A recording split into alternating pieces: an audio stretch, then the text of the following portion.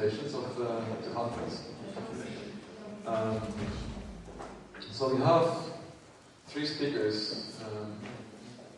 We have our second keynote, Thicke, from she represents 2 organizations, one good one and one bad one. One commercial one and one non-commercial one. So I think today she's representing the good one, whatever it is. And then we are going to have the much anticipated session on the collaborative localization platform and things that people do for this kind of outside the scope that we have been discussing so far.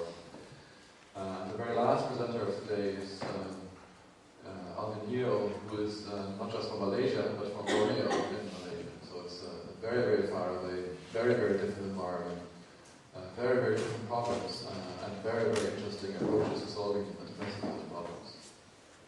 So stay for that, even if you don't want to.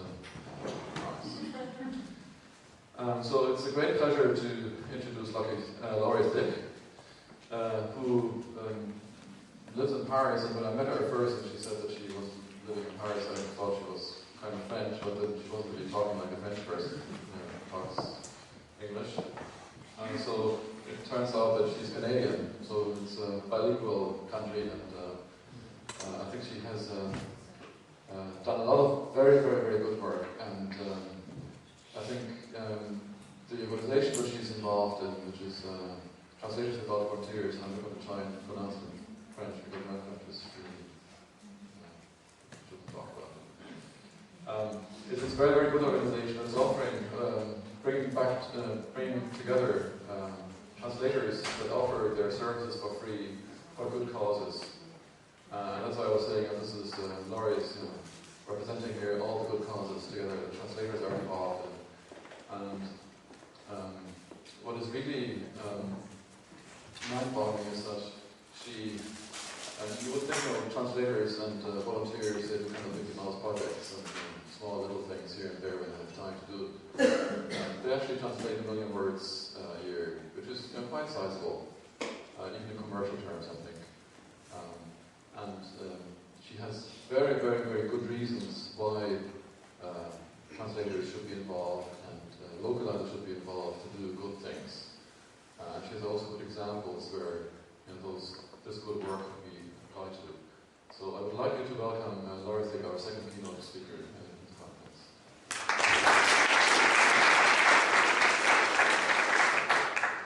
Hello, and thank you for coming after our 3-course lunch. I'm going to talk to you about something that maybe hasn't been on the table so much before in our industry, but I think should be. I'm going to talk about information poverty, about how 4/5 of the people on this planet have little or no access to the knowledge they need in a language that they speak. I'm talking here about the basic medical, nutritional, educational, scientific, and technical knowledge that people need to live healthy and productive lives. And for most of the people on this planet, that knowledge is locked up in languages that they don't speak.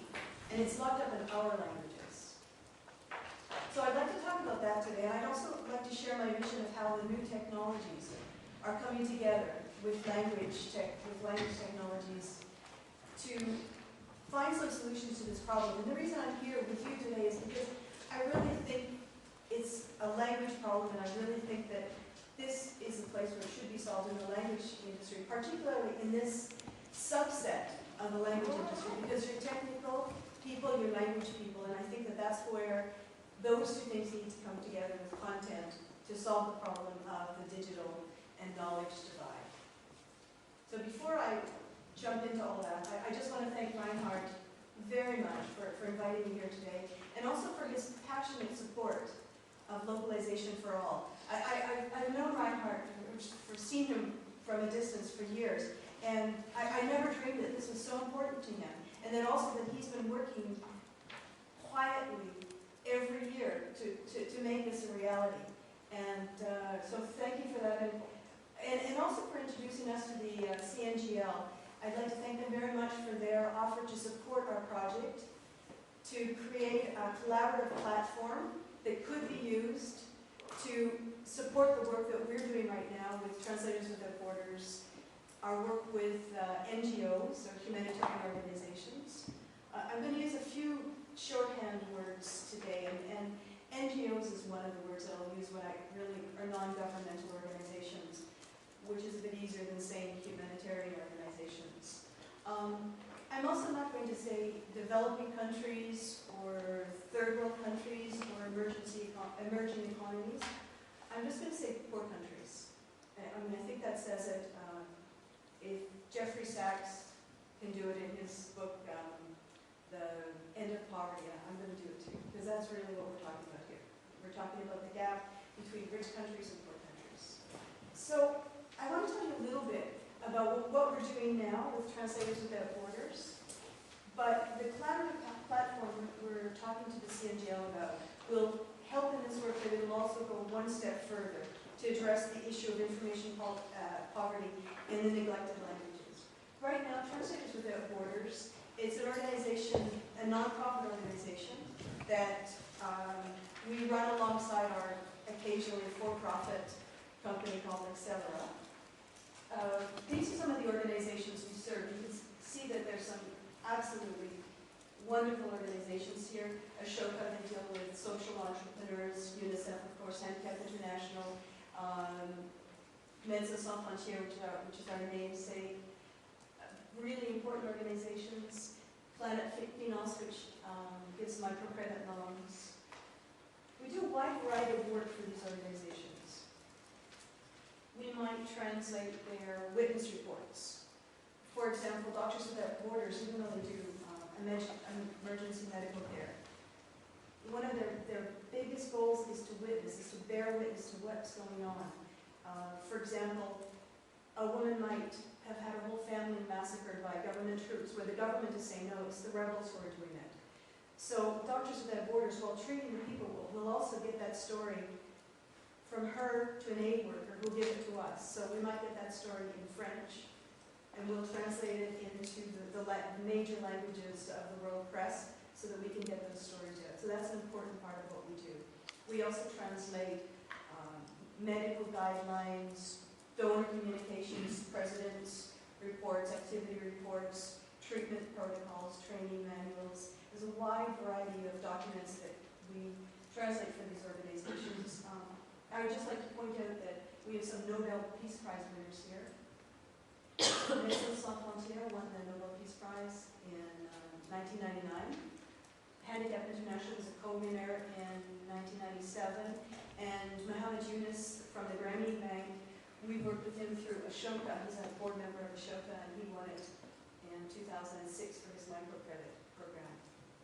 So this is important work we're doing. As Arnaud said, we're doing about 1 million words a year. It's hard to put a price onto what we save the NGOs so that they can use the work in the field, because some of the work that we do, there would be no budget for. The witness reports, for example, there's no budget for that. If we weren't doing it, those stories probably wouldn't be getting out.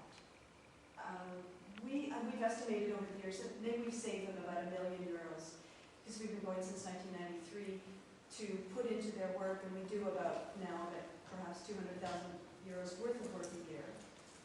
We got our start in 1993 when Doctors Without Borders approached my commercial company and said, "Will you do this big project for us?" And I said, "Well, if we didn't charge you, could you use that work? Could you use the money you save for your work in the field?" And they could, and so we did, and that's how Translators Without Borders was born. Now, when I say we translate 1 million words a year, I mean the freelance translators.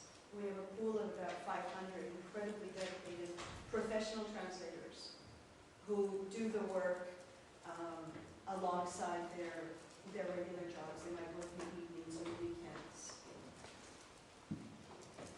This is an example of just the type of work that we do. I could have chosen so many things, but helping the NGOs raise money is one of the important things that we do. So you might see this sort of thing, which either is making people aware of a problem, or else just letting people know what their activities are. So we're really busy. We don't like to talk about our work to join us too. They'll try to give us work. And we're tapped out at what we're doing currently. And to give you an idea of how much of the problem we alone are able to solve without some more help from the industry. If I knew how to do this, I would have started with Google. So you get Google Earth. I would have started and get an animated GIF coming in. So you started at the world, then you came into Europe, and then you focused in on France and Paris, and you'd end up here in the 11th arrondissement of Paris. Because for all the work that we're doing, we're basically serving the humanitarian organizations located in the 11th arrondissement of Paris. So there is a lot more work to be done. We need a lot more scalability to what we're doing, and that's how we came to talk to the CNGO. And with Reinhardt, we need to do, there's so much more to be done. 3 NGOs came over yesterday, the International Federation of Human Rights Leagues, Doctors Without Borders, and Ashoka, to just make the plea for helping them translate more of their important documents. But we want to go even further than that. And for this, we need the technologies to do that. We want to start bringing translations not only in the main languages, which is essentially what we're doing now. We're working for Western NGOs, translating their documents into Western languages. But what about all of that knowledge that people need in other languages, that we as an industry could help by helping to build a language industry in countries that don't have it, the poorer countries? We can help by bringing the technologies together and finding ways for them to interlace with our linguistic skills, our linguistic knowledge, to create a real industry. Now, I think that 3 things need to happen. We need the content, if we want to talk about information poverty and solving it. We need content, open source. We need the new technologies, and obviously we need us, we need translation. I think those 2 things bring us to localization for all. And the reason I'm talking to you is because we're the ones who are placed at the conjunction of all of those things. Just while I was writing this speech, Tim Berners, the founder of the internet, who's not, as my son thought, rich, but he's, just a few weeks ago, he's created a foundation to bring the internet, to bring knowledge to people in the developing countries, the poorer countries. And his first iteration of that, he talked about translation. He had 3 plans, and it was technology and infrastructure and translation. A week later, he'd taken translation off his website, because I think that, and this is just conjecture, I think that he realized that that's not his place. This is our place, this translation, and it seemed perhaps too large of a task for him to tackle, so off it went. So, access to knowledge. Why is information poverty a problem? Because access to knowledge is one of the most important things. I don't know the word for it. So, access to knowledge saves lives, and I hope I can show that to you. It fights poverty, protects the environment, promotes democracy, empowers people, and reduces the gap between the rich and the poor countries. How does information save lives? Actually, you probably all know the answer to that, but I'm just going to give you one very quick example. The former director of UNICEF said that 80% of the children who died during his tenure, 80%, shouldn't have died. They only died because the knowledge that was needed to save them wasn't where and when it was needed. We could, in this world, we could give you 100 examples of that, but I think you all know that knowledge is what we need to save lives. Knowledge has also been referred to as a neglected arm in the fight against poverty. And I found this in the Asian Development Bank said, to break the cycle of poverty, access to information and knowledge is the most critical factor.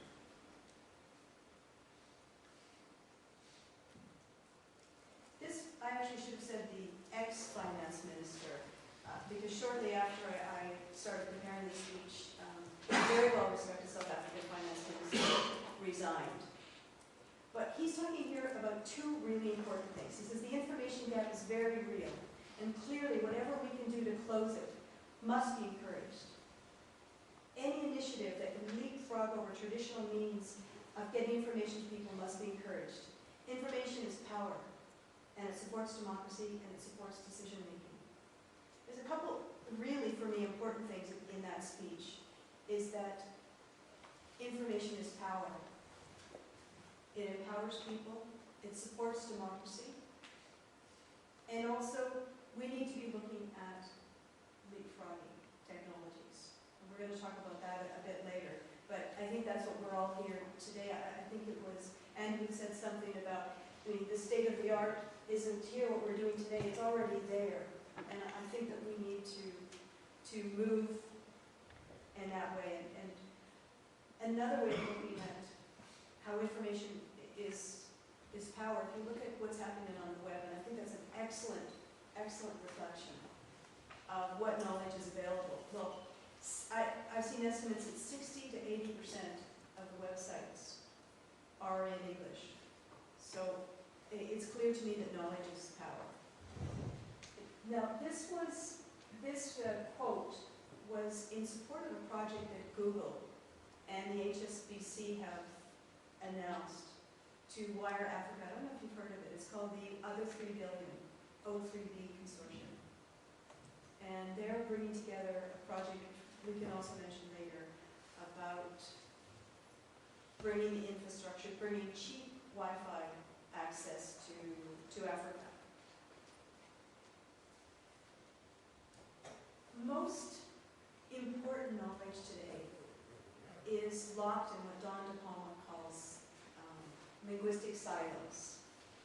Most important knowledge is locked in English, and there's an African writing an article that was, the title was Africa, Lost Without Translation. And I love his quote, most quantifiable, usable knowledge today is domiciled in the English language. The capability of Africans to access usable knowledge worldwide is terribly curtailed. Virtual information locations make access even more impossible, since few African languages are being made computer accessible.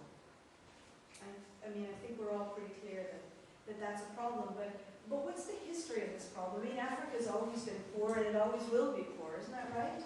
I'm not a history major, and that's what I thought. I really thought, well, you know, that's just the way it is. But it's not the way it is. According to Jeffrey Sachs, who's the director of the Earth Institute, and he's worked with Bono on the Millennium Development Goals. And just as an aside, I don't know if any of you saw his Saturday night skit with Tina Fey playing Sarah Palin. She referred to Bono. She was describing the world leaders she'd met, and then she said, then there's Bono, the King of Ireland. Okay, so, along with Bono, Jeffrey Sachs is very heavily involved in development issues. George Soros is another person. And on the Millennium Development Goals to fight, to have poverty. And what he said is that the Industrial Revolution was the start of that huge gap in our standards of living between us in the rich countries and people in the poor countries of Southeast Asia and Africa. That gap didn't exist. He says, and I quote, until the Industrial Revolution, almost everyone who ever lived was wretchedly poor. We had roughly similar rates of death of children, of starvation. It was the same, there was a little bit of a gap, but there wasn't much of a gap. What humanity's satellite started to change with the Industrial Revolution, beginning around 1750. Even back then, it was knowledge that started making the gap appear. The gap in the take-up of the inventions and of the knowledge of the Industrial Revolution started making this huge gap. I'm not very good at figures. It was something like a gap of maybe 1 to 2, and now it's something like 20 to 1 and 30 to 1. That means we're like 30 times better off than people in the poorer countries. And that started with the Industrial Revolution. And the reason I think it's super important to say that right now is that we've got another revolution that we are all benefiting from. We're right in this room. I mean, the information revolution. It's a game-changing event. It's hugely important. We're reaping the fruits of it, and they're not. We're moving further and further ahead because of the information revolution, and they're moving further and further behind. And I think that we are in a position to bring some of the fruits of the information revolution to Africa. I was looking for this quote, and Reinhard kindly gave it to me just in a conversation, and I think he's right. If knowledge means development, then lack of knowledge means lack of development. This is super important. So what can we do to help bring the information age to the countries that need it the most? I think we need to make three things happen, or three things need to happen, let's say. And I'd say step one is obviously content.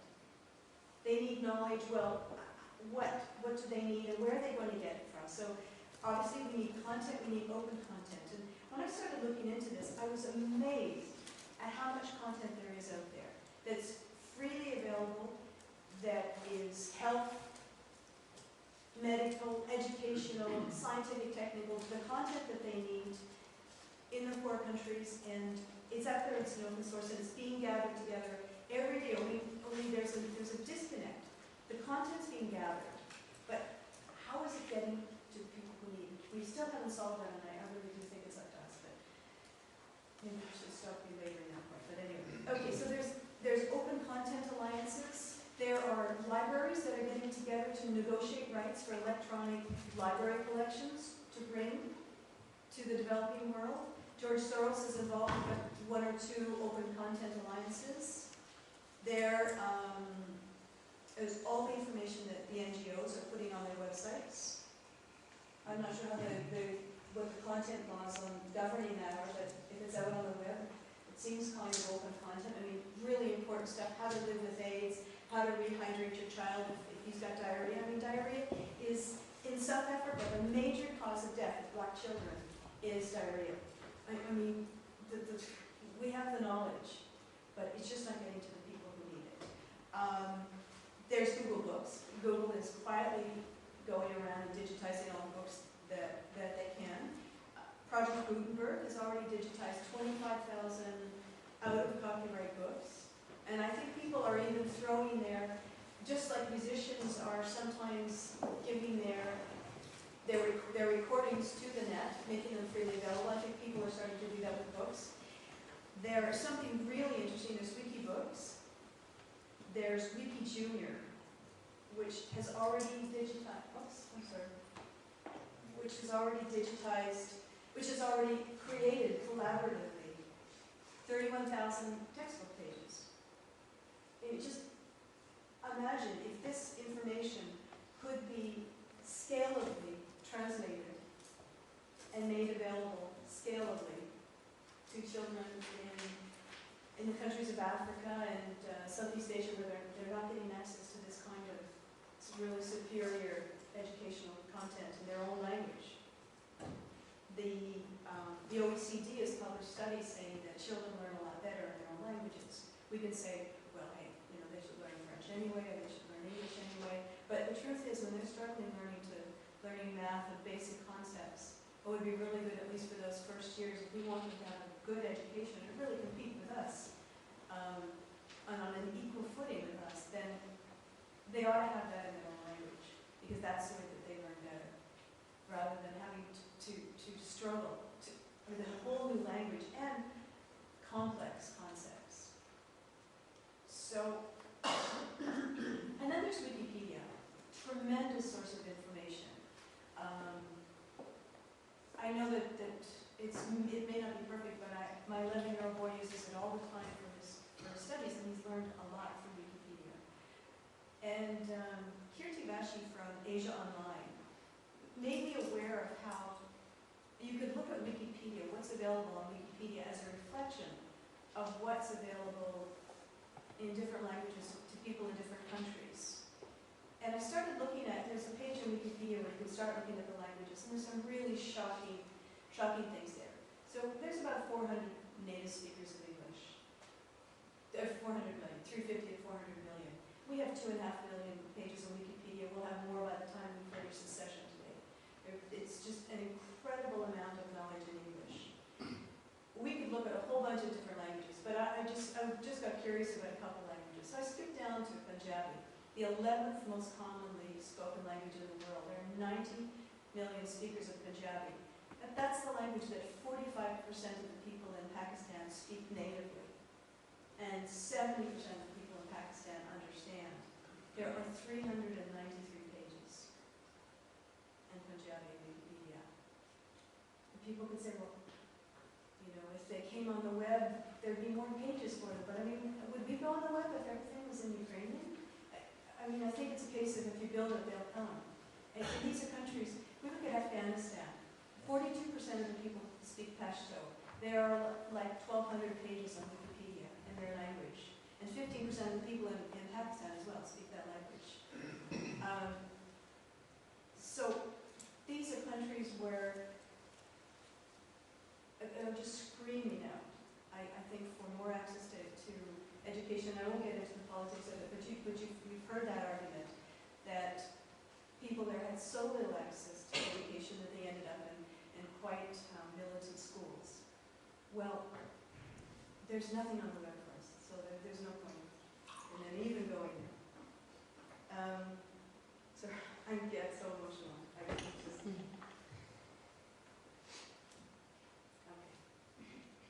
393 pages.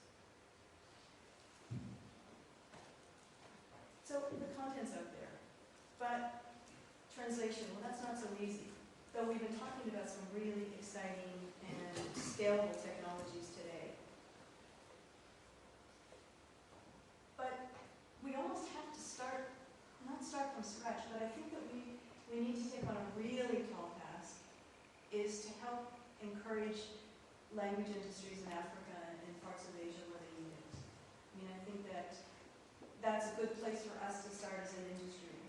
If any of you are representing schools, and I know that some of you are, for example, you can make scholarships available to students from the poor countries. We could have a lot more educational content. We could have courses that we take to the third course. Well, I'm looking at the next picture because my picture's there. We could have courses, road shows that we take to the developing world and help encourage a translation industry. There are a lot of translators, academics, teachers, engineers, journalists. And journalists make good translators in my experience because they're good writers. So, I mean, I think there's a lot that we could do as an industry to encourage a translation industry, because that's got to happen. And I'm going to add crowdsourcing to this, because the power of the crowd is just incredible. How much we can get done. I mean, we saw with Facebook, it translated in French in one day. The power of the crowd. This is kind of an aside, but I just thought it was so interesting of what the crowd can do. We were talking about how Project Gutenberg and Google and others are digitizing books. But you know, one of the problems with digitizing books is that if the type isn't really clear, if it's an old book, if you're doing War and Peace and it's an old copy and the letters touch, you just can't do that with a machine. The machine can't recognize the words. So an organization called ReCAPTCHA, R-E-C-A-P-T-C-H-A, I believe,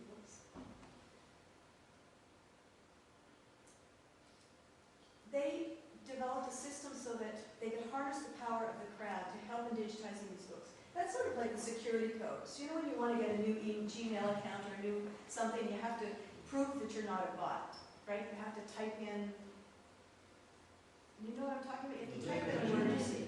Okay, so what they did is, sorry. So they have the security code that they know the answer to, but to help in digitizing books where we can't understand it, but to get it scalable, they're using the power of the crowd. So they put in another word that they don't know the answer to. So you type in both words, takes you a second, They are crowdsourcing the digitization of 60 million words a day. And I think that's really important if we're going to talk about the power of the crowd. And I think that any solution has to have the power of the crowd, and that gets us back to the crowdsourcing, the collaborative portal. Okay, so we have the content. We have potential translators, we have some translators.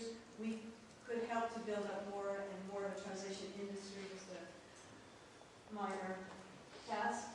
Let's talk about delivery. How do we get this knowledge to people? I mean, there are lots of programs going on right now that are really quite interesting. You must all know that one. One Laptop per Child. They've got a program now where you can, they're trying to make a $100 laptop, but right now they're about $150 laptop. That they want to, their goal is to give one laptop to every child. This is one of their projects. They also have a hand crank model, because obviously anything that has to go to certain rural communities in Africa has got to deal with the constraints there. Hand crank for electricity. Reinhard was telling you about a story just now about how in the village it was one of the only electricity they had was actually coming off the only light they had was coming off the screen of one of these devices. So anything obviously for Africa, and as we go out in the world and start thinking about ideas of how we could help deliver content to people in the poorest countries in this world, we need to take those realities into consideration. They need to be rugged, withstand a lot of light, and have their own generator. So what I'm worried about, though, with this program, and obviously it's a wonderful, wonderful, important program, but once those kids get on the net, what are they accessing? What are they seeing? What's in their language? What's available? And that's a question that I think that we need to ask, because speaking of the state of the art being already this far, it's already there. They're developing an e-book device, which again, I think we're going to have to look at leapfrogging technologies. There's no way we're going to start printing the thousands of books needed for different levels of readers in hundreds of countries, in numerous languages, even within those countries. We don't have the money, no one has the money to do that. But these e-book readers, right now they're about 200 euros. I think the one on the left, if you can see it, is actually, I think it's an iPhone. Some of these are available now and some of them aren't available yet. But when the MP3s first came out, it cost 250 euros. Now you can get one for $6. I saw one for $6.99. I think that these e-book readers are going to become ubiquitous. People say, well, they're hard to read, but they're getting so much better. And it's not only that they're getting better, it's just that they can do things that books can't. And I think, especially in academic situations, we just are not going to have the luxury to say, I'd rather read a book. Obviously, we'll have the luxury to say that, but if you really want to scalably get a lot of information, I think this is the future, but this is now. In about 2 or 3 years, these e-book readers are going to be ubiquitous and cheap, I think. And so we've got these this time now to make sure that there's some content to go on it. The Asia Online people, I don't know if you know, Kirti Vashi, who was with Language Weavers, now with Asia Online, they've got I believe it's the Moses MT engine that was developed by Philip Kuhn from the University of Edinburgh. Okay, they're working with that.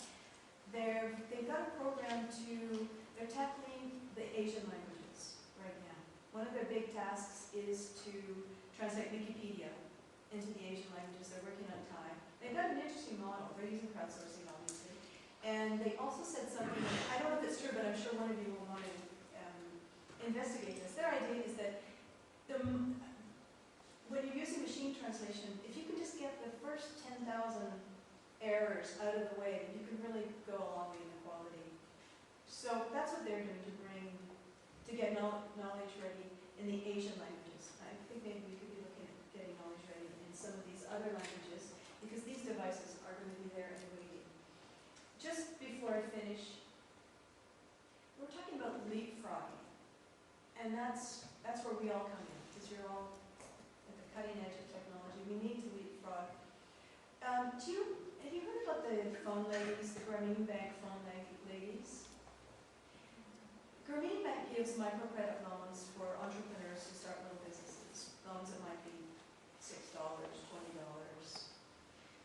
They're hugely successful. Hugely, it's a huge movement all over the world. You richly deserved its Nobel Peace Prize. So they have a program in Bangladesh. This is actually from Uganda because I like the picture better. But they have a program in Bangladesh where the phone ladies, they would get a microcredit loan and they would buy a cell phone. Bangladesh has around 150 million people and 1 million landlines. So the normal way to go about things would be to lay landlines for those other, 149 million. But that's not going to happen. That's going to take forever and cost a fortune. Not being hyperbolic, but so what they've done is they've been able to, through these cell phone ladies, who get a microcredit loan, buy a cell phone and rent it out to people so they can call a relative, deal with an emergency situation, apply for a job, find out prices for their products, or their wheat or their rice.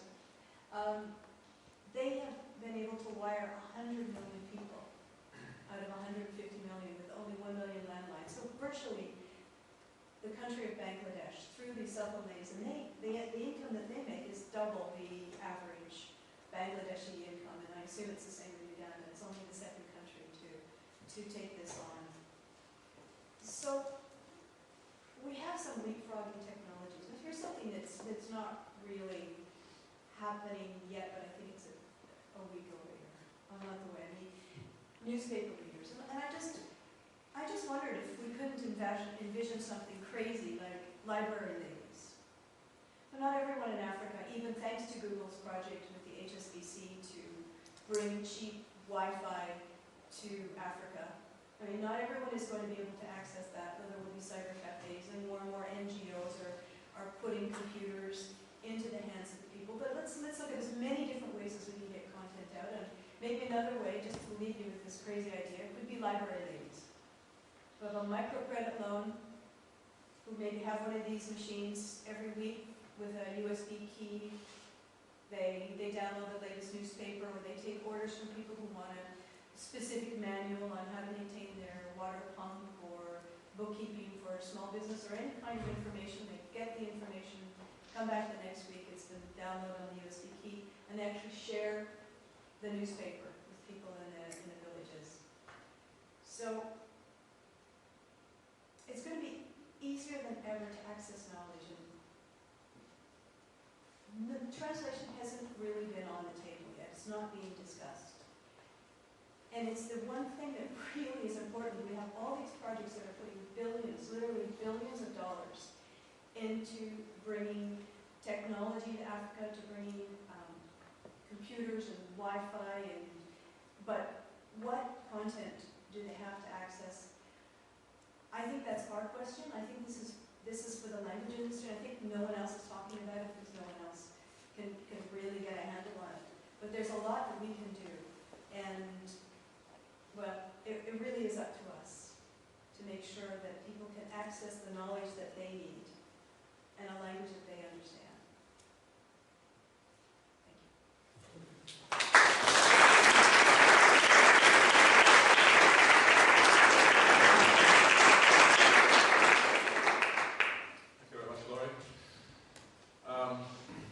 Questions or comments or ideas or thoughts and proposals and money?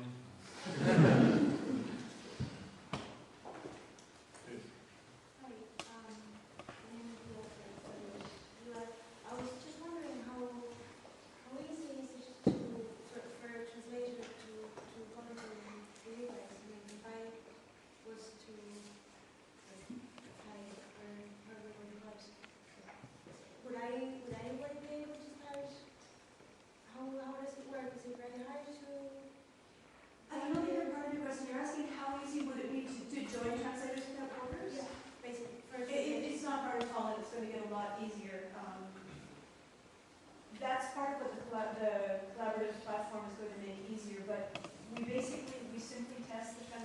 who want to volunteer, and we ask them, you know, the basic questions: what are your specialties, and what are your language pairs, and what's your availability?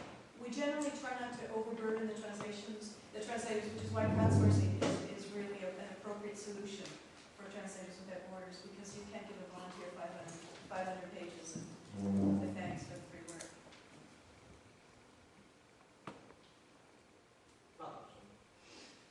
I thought there was a lot of overlap between your talk and what I remember his name.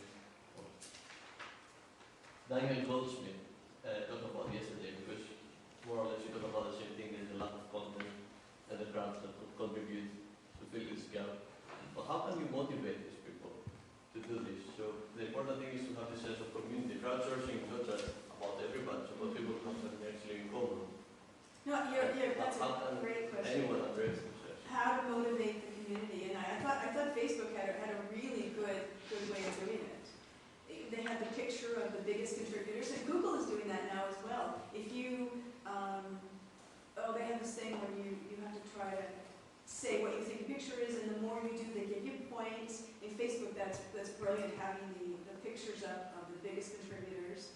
ProZ has something where they give you kudos, don't they? If you answer questions. Those are the only three ideas I have, but you're right, it's really important. You can also motivate people by sharing the information. You know, look what your work has done. So if you think of educational content, you can think there is already a community there that can be motivated to actually localize this for Africa. I really do think so, yes, I really do think so. And I had spoken to some people from Africa, and they said, yeah, yes. But also I think that, and this is where it gets, I mean, that's why Google is wiring up Africa. It's not for out of the good of their hearts. I'm not saying they're not good of their heart, but it's not. They think that Africa is going to become a major market. Remember, we were talking about China. We would sell a television to every Chinese person. Now they want to sell a television or whatever to every person in Africa. So it is, as Africa just becomes stronger and stronger, and if we can bring them into the information age, then there's going to be some money too for those translators. And that's what I think should really be happening, is that it starts to become a translation industry where they get paid like we get paid. No, that's something else. Any ideas or? Well, I'm just thinking, people who collaborate with Facebook, for example, for free, they see the effects of their translation immediately. I'm just wondering, is there any way that people who want to collaborate with you, for example, can see the effects of their help, or they won't get to see? Oh, yeah, we do that now. I mean, if they've, we don't quantify it so much, but if they've contributed to a magazine or a press campaign or something, that we share that with them. We could do it a lot more, to be honest. It's really important. I just have a suggestion. Facebook has a platform for third-party developers, and our translations application is actually open to those developers so that they can have their applications translated by the community. So my suggestion is that if you have any sort of developers working, which it seems like you might be connected to some, that they investigate the possibility of making an application that works with Facebook that could somehow...